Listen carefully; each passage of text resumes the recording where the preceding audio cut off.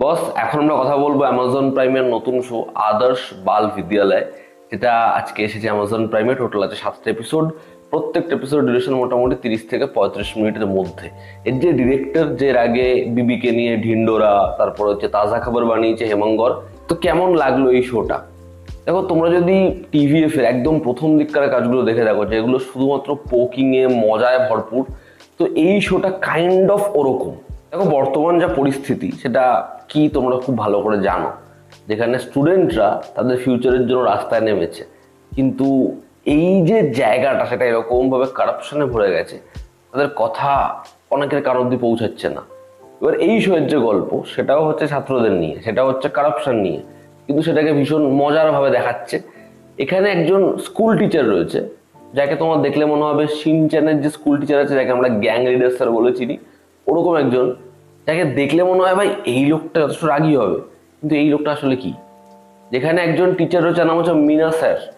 এবার তাকে দেখলে কি মনে হয়, তার আদতে কি।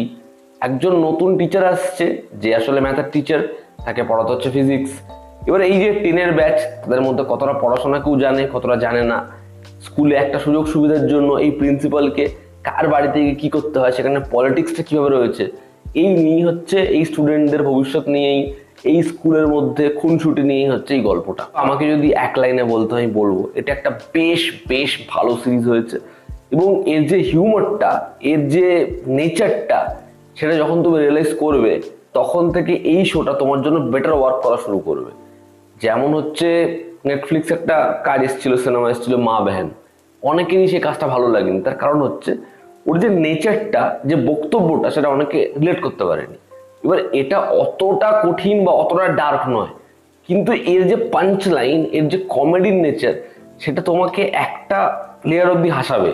কিন্তু ওর না কিছু ডায়ালগসের একটা ডাবল মিনিং রয়েছে, সেটা খারাপ দিকে কখনোই নয়, কিন্তু সেটা এমনভাবে আসছে তুমি প্রথমবারে সেটা বুঝতে পারবে না। এবার যখন তুমি অভ্যস্ত হয়ে যাবে, তার যে মজাটা সেটা আলাদাই ওয়ার্ক করবে। তো ওভারঅল এই শোটা না একটা মজার শো, একটা ফান শো। এই শো এর মধ্যে যেরকম পোকিং রয়েছে, যেরকম এটা সিস্টেম নিয়ে কথা বলছে, কারাপশন নিয়ে কথা বলছে।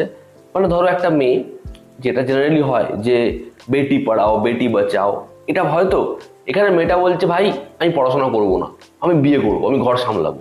এবার ওর বাড়ির লোককে বোঝাতে যাচ্ছে যে আপনার মেয়েকে পড়ান, আপনি নিজে হাউসওয়াইফ, আপনার তো বোঝা উচিত, আপনি যদি পড়াশোনা করতেন তাহলে আপনি কি করতে পারতেন। এবার দেওয়ালে একটা ফটো টাঙানো, যে এর বাড়িতে বাবাটা হচ্ছে কাজ করে, বাড়ির কাজ, এবং মা হচ্ছে বাইরে কাজ করে, সে অ্যাওয়ার্ডও পেয়েছে। তো সে বলছে আমরা পড়াতে চাই, মেয়ে পড়তে চায় না। তো ব্যাপারটা পুরো গোটা সিরিজের মধ্যে এমন ভাবে আসছে না, যে মজার, মানে তুমি হাসতে হাসতে তোমার পেট ব্যথা হয়ে যাবে কিছু কিছু জায়গায়। মানে ধরো একটা ফিল্টার লাগিয়েছে, এবার সেখান থেকে স্যাররা জল বের করে খাচ্ছে। স্যার একদিন জল খেতে খেতে বলছে, বাহ জলটা তো বেশ গরম, জলটার কালারটাও বদলানো। এবার দেখছে পিছনে স্টুডেন্ট ঢুকে ওটার মধ্যে হিচু করে দিয়েছে। তো এরকম এরকম সিন রয়েছে, যেখানে আঙ্কিতকে একজন আঙ্কিতা পড়ে। এবার যেহেতু সে ফেমিনিস্ট, তো সেই কারণে প্রিন্সিপাল নিজের একদম রূপ বদল করে ভেতরে ঢুকে যায়, এবং ঢুকে গিয়ে আঙ্কিতার সাথে কথা বলা শুরু করে। এবার যে ওনাকে আঙ্কিতা বলেছে, সে দেখে তার উচ্চারণ ভুল হয়েছে, ওটা আঙ্কিতা না, ওটা আঙ্কিত হবে। তো এমন এমন কিছু সিকোয়েন্সের স্টেজিং, যেগুলো হিলারিয়াস। এবং আমি বললাম ডায়ালগস খুব সময় নিয়ে বুদ্ধি করে লেখা রয়েছে, যে কারণে সেগুলো মানে প্রথম লেয়ারেও হাসাচ্ছে, সেকেন্ড লেয়ারেও হাসাচ্ছে। এবং এর যে স্টেটমেন্ট, এর যে পোকিং, সেটা ভীষণ ভীষণ ইম্পর্টেন্ট। মানে স্কুলে বাচ্চাদের পড়াতে হবে এমন একজনের কথা, একজন পলিটিশিয়ানের কথা, যেটার কোনো জানার তাদের প্রয়োজনীয়তাই নেই। মানে সেখানে ডক্টর ইঞ্জিনিয়ার নয়, একজন ফেক ব্লগারকে আনা হচ্ছে বাচ্চাদের ইন্সপিরেশনের জন্য।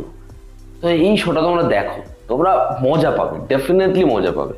পারফর্মাররা এখানে খুব ভালো, এখানে একটা দারুণ কাস্ট রয়েছে। তবে এখানে কে কে মেনন হচ্ছে এই শোয়ের জান, সে ভীষণ ভীষণ ভালো কাজ করেছে। তার সাথে তার ওয়াইফের একটা পোর্শন রয়েছে অ্যানিভার্সারির, ওটা আমার দারুণ লেগেছে, দারুণ। এবং এই যে বাচ্চাদের পার্টিকুলার মিড ডে মিলে একটা খাবার ওরা বন্ধ করে দেয় নিজেদের জন্য, এবং পরে সেটাকে যখন ফিরিয়ে আনে, ওই জায়গাটা তোমরা দেখো, তোমার ভালো লাগবে। এরকম কিছু মিষ্টি মিষ্টি মোমেন্ট আছে, যেগুলো পারফর্মারদের জন্য বেরিয়েছে। এই শোয়ে অভিমন্যুকে এত ভালো একটা ক্যারেক্টার দিয়েছে, এবং এভাবে সে ক্যারেক্টারটা প্লে করেছে, ভালো লাগবেই। এখানে অনেকগুলো বাচ্চাদের ক্যারেক্টার রয়েছে যে চরিত্রগুলো খুব খুব মিষ্টি হয়ে ওঠে। একটা বাচ্চা আছে যে অভিমন্যুকে ব্ল্যাকমেল করবে, ঠিক আছে, সে বলবে ওই জুতাবাদ, ওই ক্যারেক্টারটা হেভি। এখানে আরেকটা বাচ্চা আছে যে হচ্ছে তোমার তার নামের ভুলের জন্য সে হচ্ছে অ্যাওয়ার্ড পেয়ে যাবে, এবার ও নিজেকে মেয়ে বলে অ্যাকসেপ্ট করে নেবে, ঠিক আছে। ওই জায়গাগুলো দেখো, মজা পাবে, এদের পারফরমেন্স ভালো। এখানে হচ্ছে আমাদের অ্যাসপিরেন্টসের উনি রয়েছে, তার কাজ ভালো।